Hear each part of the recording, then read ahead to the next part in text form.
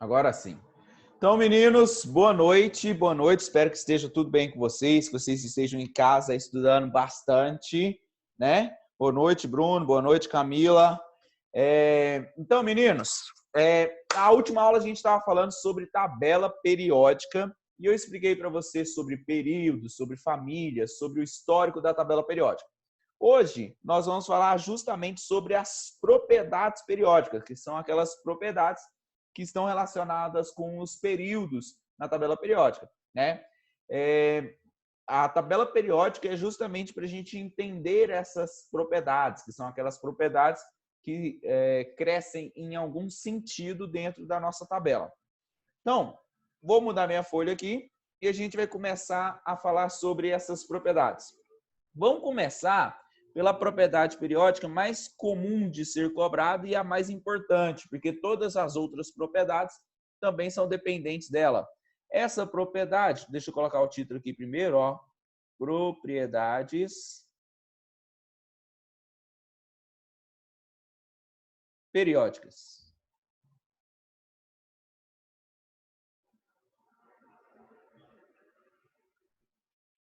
Beleza. Vamos começar aqui com a propriedade periódica, que é mais cobrada nos vestibulares e a mais importante, digamos assim, que é justamente o raio atômico, né? Raio atômico. Bom, vocês já estudaram matemática, vocês já sabem o que é raio. Então, o que é o raio atômico? O raio atômico, meus queridos, é a distância do núcleo do átomo até o limite da eletrosfera, até onde você tem ali a região onde você encontra o último elétron, a nuvem eletrônica ali onde tem o último elétron do átomo. Se a gente for pensar no raio atômico, nós podemos raciocinar de duas maneiras possíveis aqui, ó. Primeiro, vamos comparar elementos que pertencem a uma mesma família, né? Mesma família. Lembrando que família também pode ser chamada de grupo. E as famílias ou os grupos da tabela periódica são as colunas da tabela periódica, certo? Então, são elementos que estão ali na mesma coluna. Bom, vou pegar aqui como exemplo alguns elementos da família 1A, da primeira coluna da tabela periódica. Por exemplo, o lítio, o sódio e o potássio.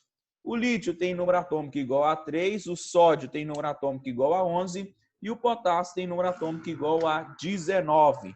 Se eu pego aqui, ó, o lítio, número atômico igual a 3, a distribuição eletrônica dele vai ficar 1s2, 2s1. O sódio, número atômico do sódio, lembra que é igual a 11? A distribuição eletrônica dele vai ficar 1s2, 2s2, 2p6, 3s1. E o potássio, K, o número atômico dele é 19 e a distribuição eletrônica dele vai ficar 1s2, 2s2, 2p6, 3s2, 3p6, 4s1. O que faz com que esses três elementos pertençam à mesma família? Exato, eu sei que você falou aí, né? Eu não escutei, mas você falou. Eles terem o mesmo subnível mais energético. Todos eles terminam a distribuição eletrônica em S1. Isso faz com que eles tenham ali, que eles pertençam à mesma família, tenham propriedades semelhantes. Agora, se você for imaginar um átomo de lítio, o átomo de lítio ele é formado por um núcleo positivo, né? Onde você tem 3 prótons. E ao redor desse núcleo positivo com 3 prótons, você tem apenas 2 camadas eletrônicas, né? Na primeira camada aqui, ele tem 2 elétrons. Na segunda camada, ele tem 1 elétron. Se você for pensar no átomo de sódio, você tem um núcleo positivo com 11 prótons e ao redor desse núcleo você tem 3 camadas eletrônicas, onde na primeira você tem 2, na segunda você tem 8 e na terceira você tem 1. E o potássio, núcleo com 19 prótons e 4 camadas eletrônicas, né? Beleza. Aqui a primeira ele tem 2, na segunda ele tem 8, na terceira ele tem 8 e na última ele tem 1 elétron. Você percebe que a camada de valência, que é a camada mais externa desses átomos, elas são semelhantes, elas têm 1 elétron e por isso eles vão ter características semelhantes, né? Porque é justamente a camada de valência que interage com outros átomos. Se a camada de valência é idêntica, eles vão ter interação com outros átomos de uma maneira parecida ou idêntica, né? Se você for pensar aqui, ó, a distância do núcleo até a última camada, a distância do núcleo até a última camada, e aqui a distância do núcleo até a última camada, você concorda comigo que o potássio ele deve ter um raio atômico maior devido ao maior número de camadas. Então, quando você compara 3 elementos ou mais, né, pode ser qualquer elemento ali que pertença à mesma família, o raio atômico ele vai crescer de cima para baixo na tabela periódica, porque de cima para baixo cresce o número de camadas, ou seja, cresce o período. O lítio ele é do segundo período, o sódio é do terceiro período e o potássio é do quarto período. Beleza? Então, analisando elementos de uma mesma família, em que sentido o raio atômico cresce? Analisando elementos de um mesmo período, desculpa, de uma mesma família, o raio atômico ele cresce de cima para baixo porque vai ter maior número de camadas. Beleza? Todo mundo entendeu isso aí, né? Agora, se você analisar elementos de um mesmo período,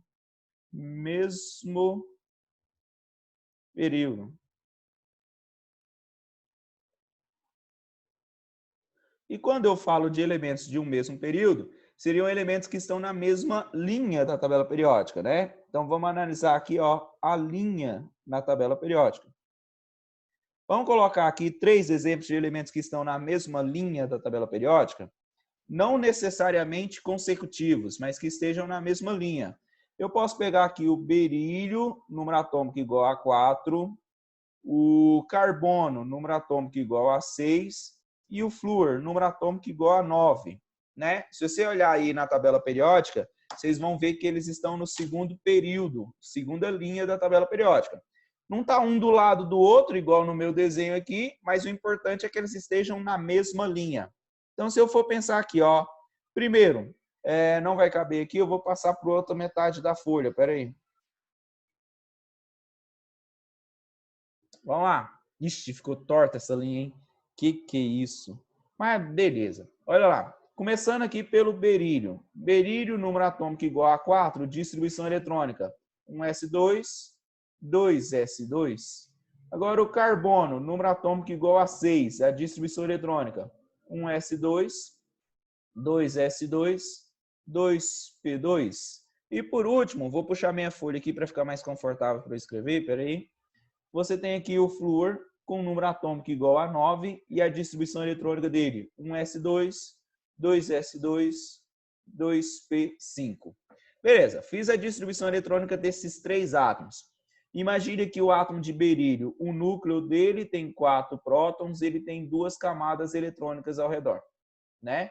Aqui o berílio ele tem 2 elétrons na primeira, 2 elétrons na segunda. O carbono tem um núcleo com 6 prótons, 2 camadas eletrônicas, onde aqui ele tem 2 elétrons e aqui ele tem 4 elétrons na última camada. E o flúor, ele vai ter 9 prótons no núcleo, também vai ter 2 camadas, só que na primeira camada tem 2 elétrons e na segunda camada tem 7 elétrons. Beleza, meninos. E agora, qual desses aí vai ter maior raio? Qual deles vai ter menor raio? Né?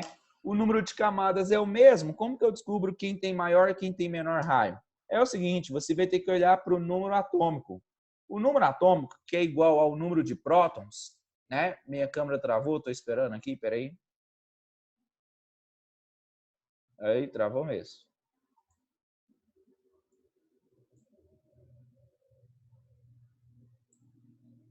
Então, vai depender do número atômico. O número atômico, ele é igual ao número de prótons que tem ali no núcleo do átomo. Se você tem um maior número atômico, isso vai acarretar um certo fator. Isso vai acarretar o quê? Vai acarretar uma maior atração nuclear. Né? Como assim atração nuclear? O que mantém o elétron ali ao redor do núcleo é a atração que o núcleo exerce sobre a nuvem eletrônica. No caso, quanto mais prótons você tiver no núcleo, maior vai ser essa atração, né? Enquanto aqui você tem 4 prótons atraindo, aqui você tem 6 prótons atraindo, aqui você tem 9 prótons atraindo os elétrons.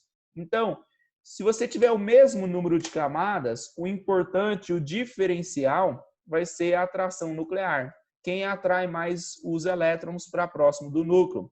E no caso aqui, ó, quanto maior o número atômico, maior a atração nuclear, isso acarreta um menor raio atômico, né? Menor raio. Então, a partir dessa conclusão, você pode pensar que o flúor ele tem maior atração nuclear e menor raio. O carbono tem raio intermediário e o berílio vai ter o maior raio entre esses 3 elementos que a gente está comparando aqui. Se o berílio tem o maior raio entre esses 3 elementos que nós estamos comparando, significa que o raio atômico ele cresce da direita para a esquerda quando você analisa uma tabela periódica. Pensa numa tabela periódica aqui esquemática. Olha lá, vamos desenhar uma tabelinha periódica aqui, ó. Tabelinha periódica, bonitinha. Né? Só o esqueminha dela. Ixi, ficou feio aqui. Tá. Ficou torta. Ops. Beleza. Tá aí a nossa tabela periódica, né? O raio atômico, se você compara elementos que pertencem à mesma família, ou seja, na mesma coluna, ela vai crescer para baixo. E se você compara elementos que têm o mesmo período, o mesmo número de camadas, o raio atômico ele cresce para a esquerda. O maior raio de todos é o elemento que está aqui no cantinho, que é o frâncio, Fr. E o menor raio de todos é o elemento que está lá no canto oposto, né? Ele é o de menor raio atômico, ele é o hélio.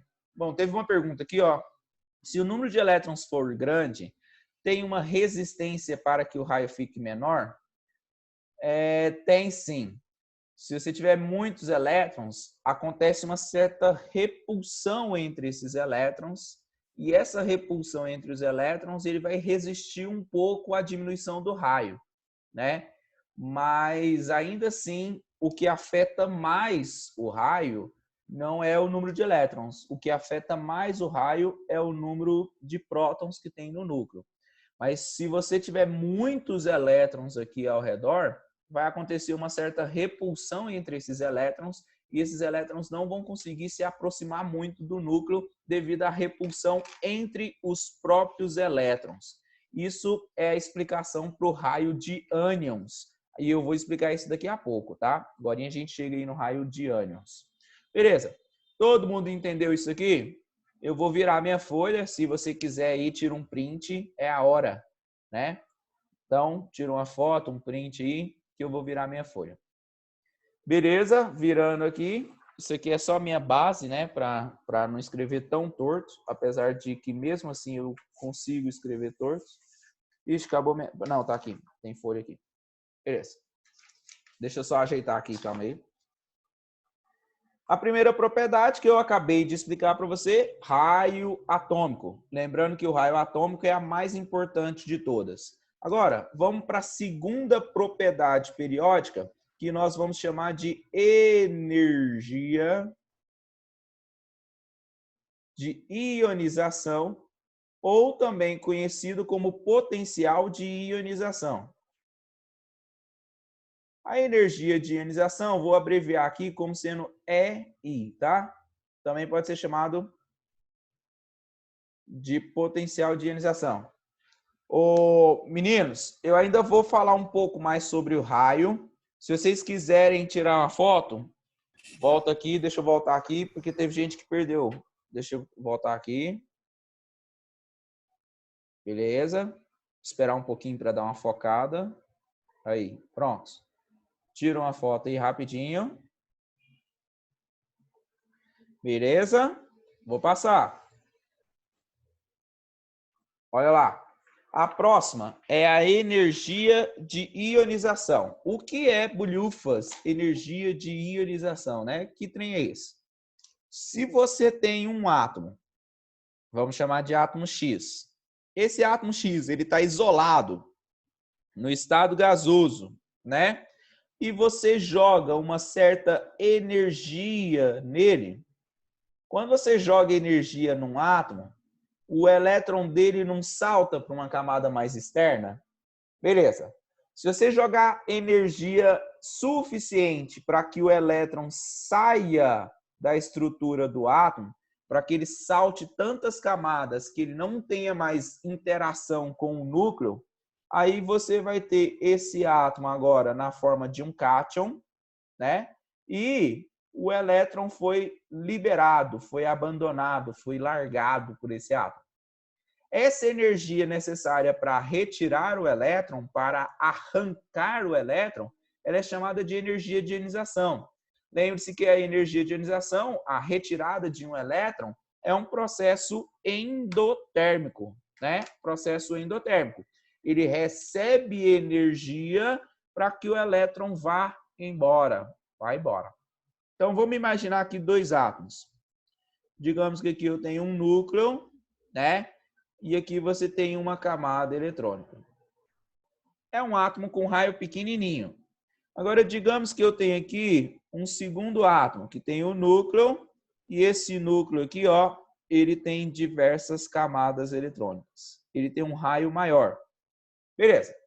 Onde você acha que é mais fácil retirar o elétron? Lembrando que o elétron está bem aqui assim, ó. O elétron está bem aqui assim. É o elétron, sempre o elétron da camada de valência que vai ser retirado.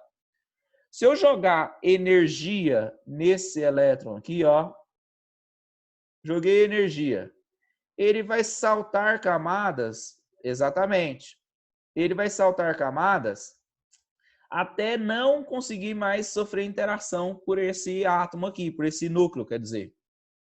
Agora aqui, eu tenho que jogar uma energia menor. Por que menor? Se esse elétron ele está mais afastado do núcleo, é mais fácil retirar esse elétron aqui do que retirar esse daqui. Então, se aqui eu preciso de um valor de energia bem pequenininho, aqui eu vou precisar de um valor de energia muito grande, porque aqui o elétron ele está sendo muito atraído pelo núcleo, já que ele está pertinho do núcleo. Então, pensa o seguinte, ó, com essa análise aí, nós podemos concluir o seguinte: quanto maior for o raio do átomo, isso vai acarretar o seguinte: uma menor atração nuclear.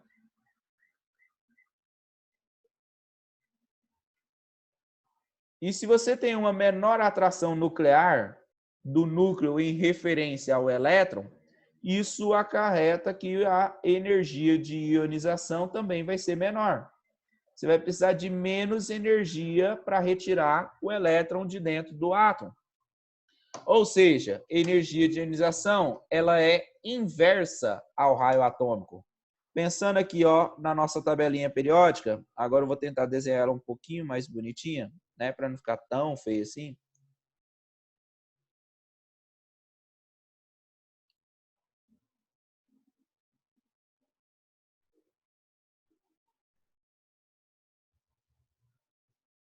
Beleza, ó, ficou, né?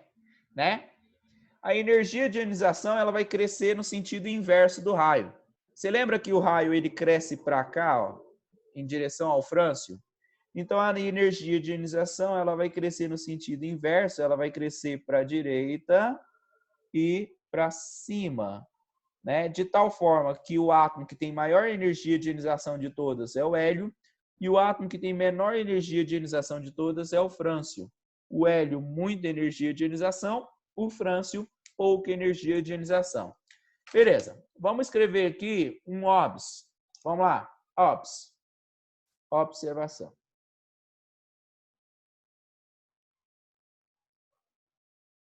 Beleza, vamos pensar em várias energias de ionização consecutivas. Como assim várias energias de ionização consecutivas? Imagine um átomo de alumínio. O alumínio tem número atômico igual a 13. Se eu faço a distribuição eletrônica dele, vai ficar assim, ó, 1s2, 2s2, 2p6, 3s2 e 3p1. Tá, aqui está a distribuição eletrônica do nosso querido alumínio. Se você for imaginar o átomo de alumínio ele seria como, né? Ele seria formado por um núcleo. Esse núcleo é positivo, tem 13 prótons lá dentro.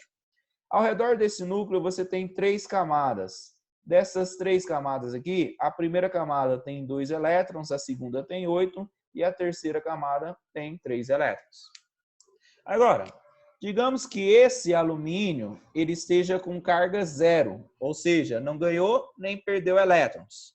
E aí você jogue nele uma energia de ionização, que eu vou chamar de primeira energia de ionização. Quando você joga a primeira energia de ionização, o alumínio vai se transformar no alumínio com uma carga positiva devido à perda de um elétron. Perdeu um elétron.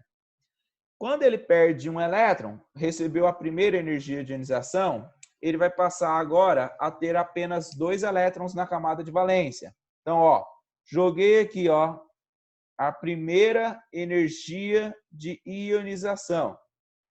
Espera aí que eu escrevi errado. Energia de ionização. Ele passou agora a ter 2 elétrons. Beleza.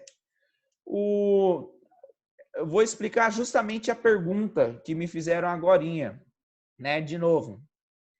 Quando diminui o número de elétrons, a repulsão entre os elétrons diminui. E se a repulsão entre os elétrons diminui, eles conseguem ficar mais próximos um dos outros. E se eles conseguem ficar mais próximos um dos outros, significa que o raio também diminui. Certo? Então, esse cara tem um certo raio, esse aqui vai ter um raio menor, justamente porque ele perdeu um elétron. Deixa eu ver aqui, na prática, como que funciona dar energia a um átomo? Dá um exemplo rapidinho. Bom, isso aí é medido somente em laboratório. A gente não vai ver isso no nosso dia a dia. Mas quando você joga energia térmica em um átomo de sódio, por exemplo, ele libera energia, os elétrons saltam a energia e vão... normalmente a tendência é que ele volte para a camada fundamental. Mas essa energia de ionização aqui, ela ocorre normalmente durante a formação de um composto. Por exemplo, se você pega o alumínio e coloca ele para reagir com oxigênio, o alumínio perde elétrons e para perder elétron ele recebe energia. Aí você vai ter que pensar na energia que o oxigênio perde para receber os elétrons do alumínio, para descobrir se o processo é endotérmico ou exotérmico. Então, galera, não é muito usual isso aqui, não. É bem teórico, né? Na verdade, não vou conseguir te dar um exemplo que seja usual, que seja assim no nosso dia a dia, que você veja isso, né? É bem teórico isso aqui. Agora, eu tô falando isso porque me perguntaram aqui no bate-papo, tá, galera? Agora, ó, vamos pensar assim, ó, o alumínio mais um, né, com uma carga positiva, recebe uma segunda energia de ionização, e quando ele recebe essa segunda energia de ionização, ele vai se transformar no alumínio com 2 cargas positivas, 2+.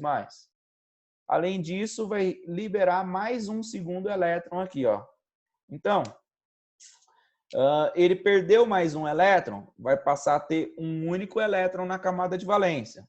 E assim por diante. Se você pega o alumínio 2+, ele tem aqui uma terceira energia de ionização, na qual você vai produzir o alumínio 3+, e vai liberando elétrons.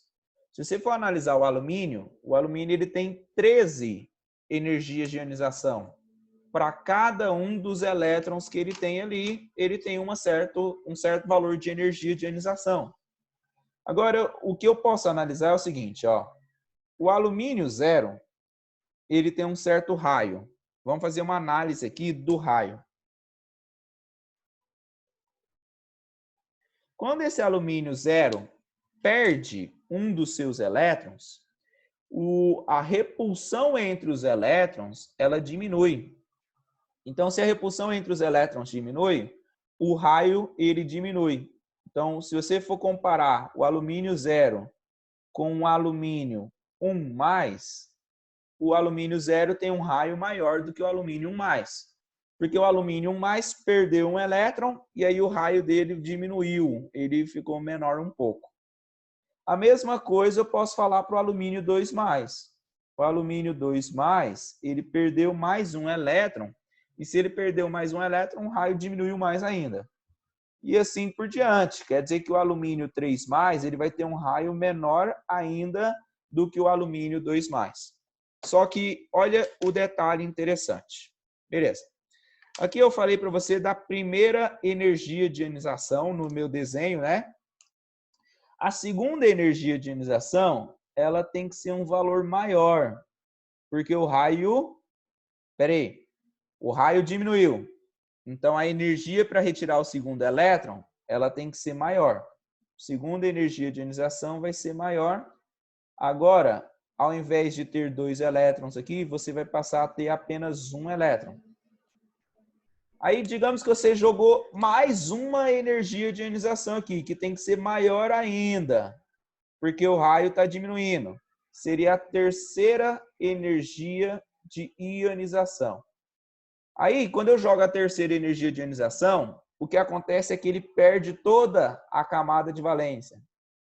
Certo? Então, ó, joguei a primeira energia de ionização, perdeu um elétron.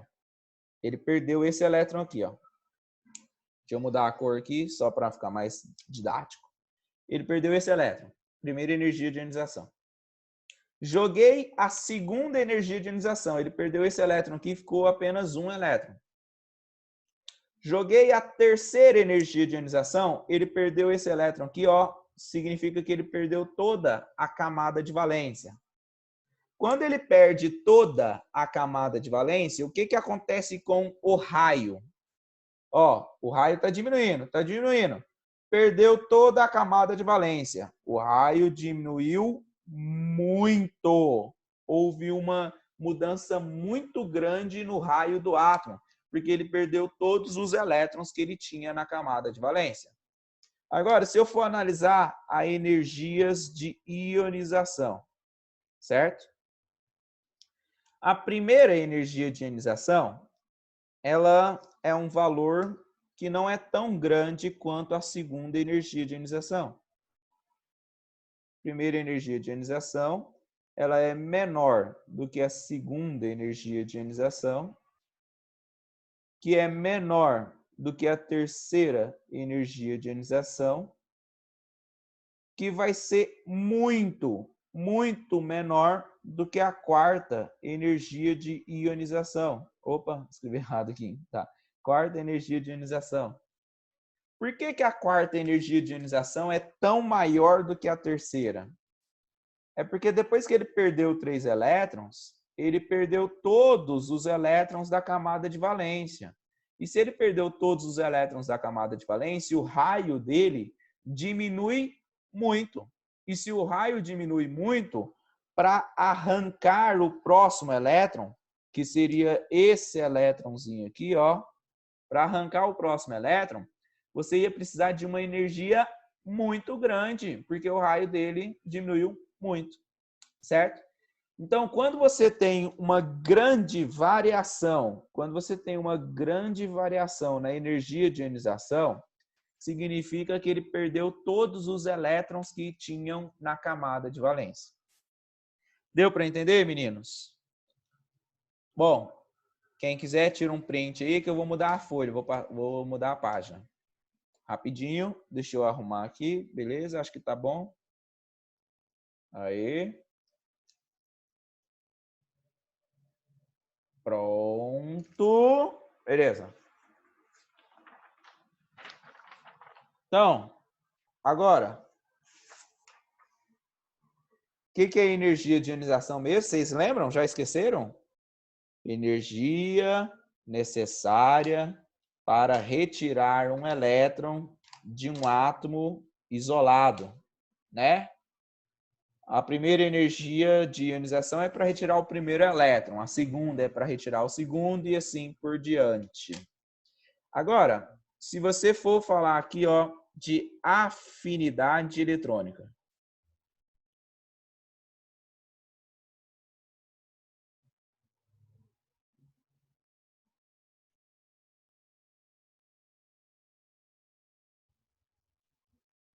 A afinidade eletrônica eu vou representar por AF.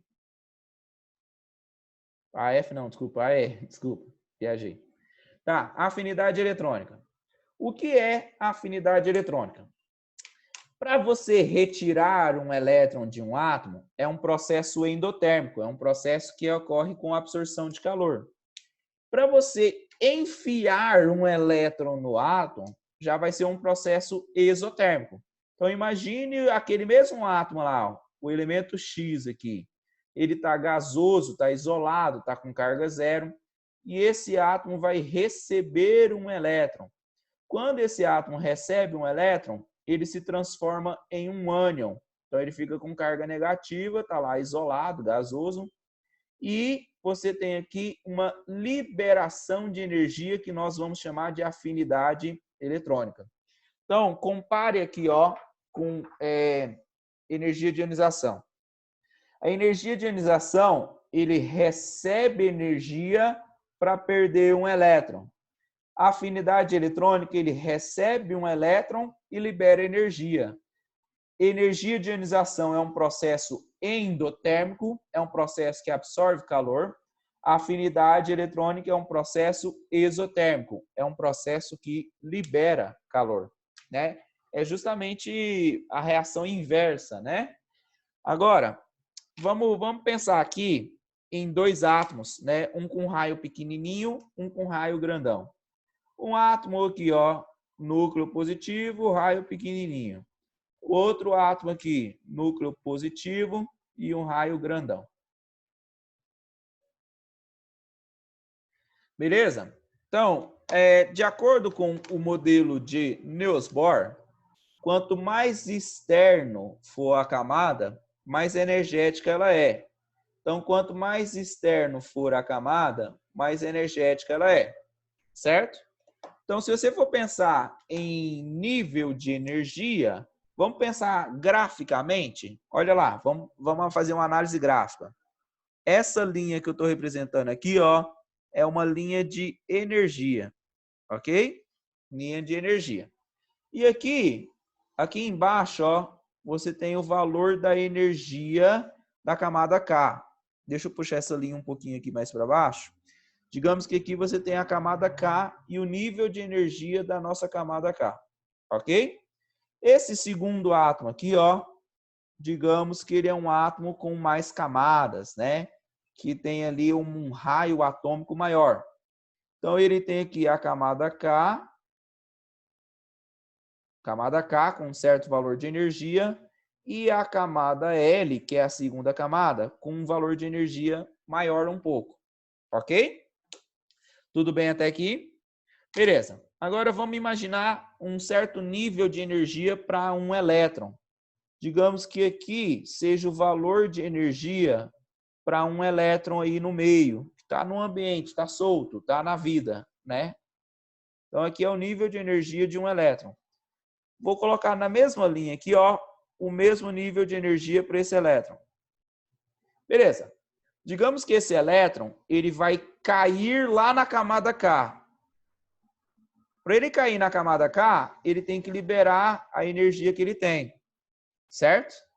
Esse elétron aqui vai cair na camada L, porque a camada de valência desse cara aqui é mais externa do que a camada de valência desse aqui. Esse aqui tem um raio maior. Então, esse aqui vai liberar uma energia. Qual desses aí você acha que libera mais energia? Né? É só você fazer a diferença, né? Olha a diferença de energia que existe entre o elétron e a camada. Olha a diferença de energia que existe entre o elétron e a camada. Essa diferença de energia é a afinidade eletrônica. Essa diferença de energia é a afinidade eletrônica. Aquele que tem menos camadas, e aqui eu estou pensando em núcleo, tá? Aquele que tem menor raio, ele vai ter uma afinidade eletrônica maior. Então, é só você pensar assim, ó. Quanto maior for o raio atômico, maior raio atômico, isso acarreta uma menor afinidade eletrônica. Então, a afinidade eletrônica ela cresce no sentido inverso ao raio. Se você for analisar uma tabela periódica, aqui, deixa eu desenhar uma tabelinha rapidinho, esquemática.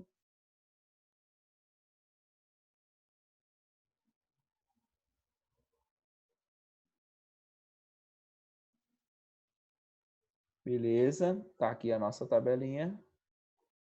Se você for imaginar uma tabela periódica, o raio cresce para cá, então a afinidade eletrônica cresce no sentido oposto. A afinidade eletrônica ela vai crescer para a direita e para cima, assim como também crescia a energia de ionização. Só tem um detalhe aqui que diferencia a afinidade eletrônica da energia de ionização. É porque os gases nobres, eles não têm afinidade eletrônica. Eles têm energia de ionização, mas eles não têm afinidade eletrônica. Eles não atraem o elétron alheio porque eles já são estáveis. Certo, meus queridos? Entenderam? Todo mundo entendeu? Só voltando aqui, revisando tudo rapidamente, ó. Primeiro, o raio atômico, ele cresce para a esquerda e para baixo.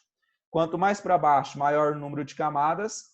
Quanto mais para a esquerda, menor o número atômico, menor a atração nuclear e maior o raio, né? Pensando invertido. Agora, se você for pensar, opa, de cabeça para baixo, não, calma aí.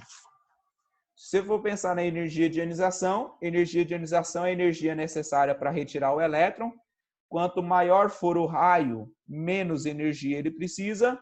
Por isso, se o raio cresce para cá, a energia de ionização cresce para lá, no sentido oposto. É o mesmo sentido que cresce a afinidade eletrônica. Ela cresce para a direita e para cima, porque quando você tem um raio muito pequenininho, ele recebe o elétron e libera muita energia. Quando você tem um raio muito grandão, que é o caso aqui, ele recebe o elétron sem liberação de muita energia. Então, a afinidade eletrônica ela é maior nos átomos que têm raio muito pequenininho. Com exceção dos gases nobres, que os gases nobres, apesar de terem energia de ionização, de terem raio atômico, eles não têm afinidade eletrônica porque no seu estado fundamental eles já são estáveis. Beleza, galera? Essa foi a aula de hoje. Obrigado pela atenção de todos vocês. Beleza? Qualquer dúvida, eu estou à disposição lá no Instagram. Pode mandar um direct para Prof. Arthur. Está acabando a aula, por isso que eu estou falando rápido. Obrigado e tchau, galera. Falou. Bons estudos para vocês. Vocês querem que volte aqui para tirar print? Se der tempo, né? Olha lá, tira o print. Vamos lá, rápido, rápido. Valeu, galera. Vai fechar.